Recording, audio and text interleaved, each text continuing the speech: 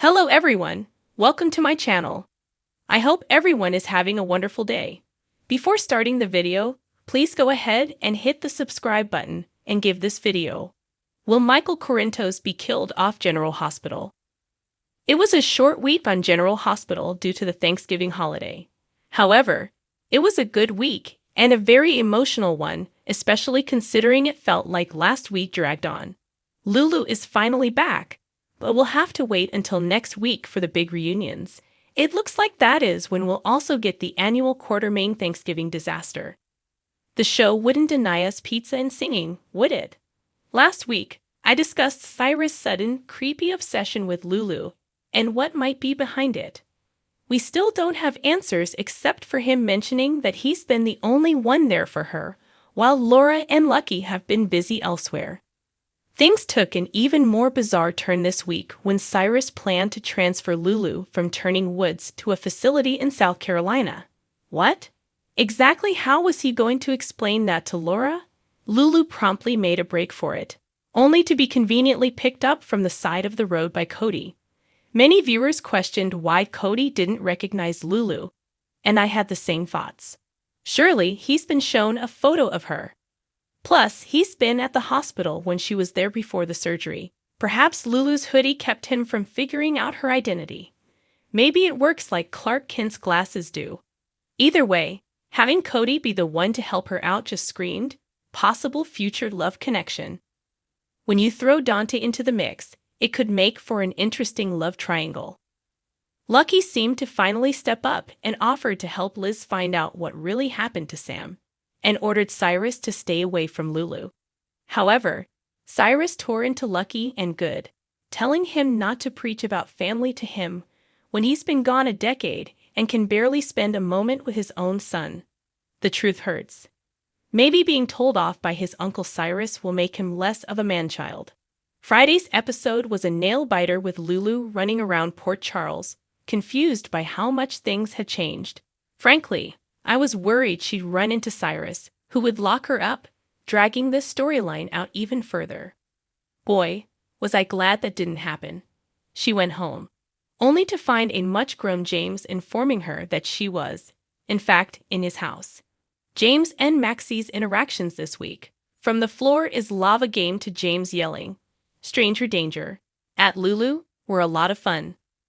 Lulu then headed to the only other home she knew, the Quartermain mansion, where she was reunited with her son, Rocco.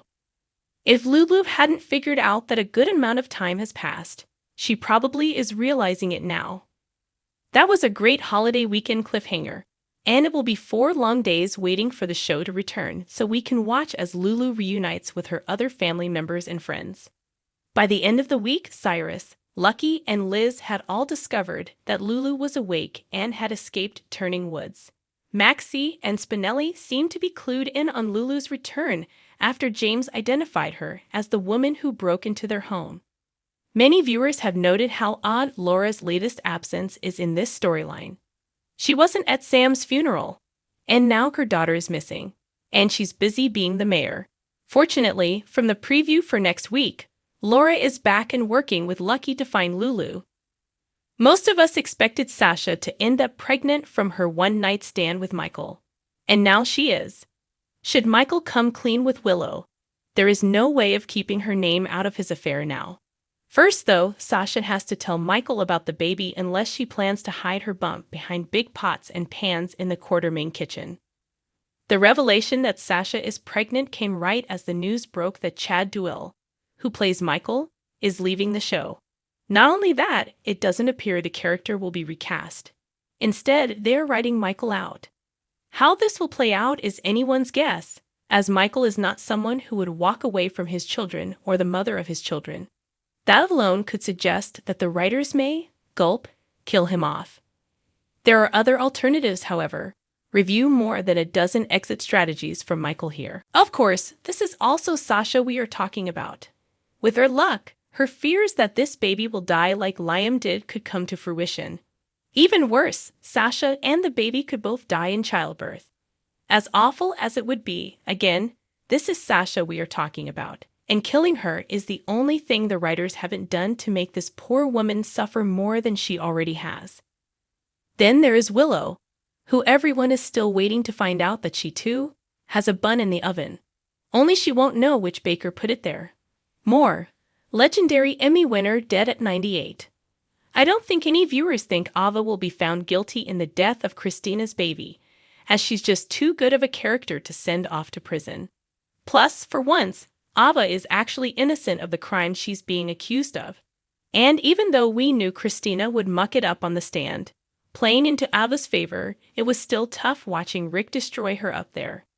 I did not have Natalia getting up on the stand and perjuring herself for Christina on my list of what might happen.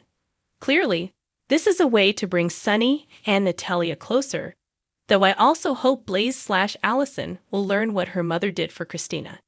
That might start the ball rolling on her return to Port Charles.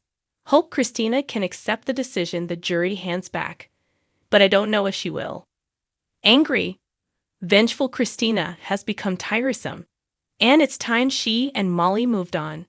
Molly at least seems to have come to terms with the fact that this was all one big tragedy brought on by decisions made by multiple people, and no one person is to blame. That's what Rick argued, and what seemed to resonate with her, which is precisely why he took this case.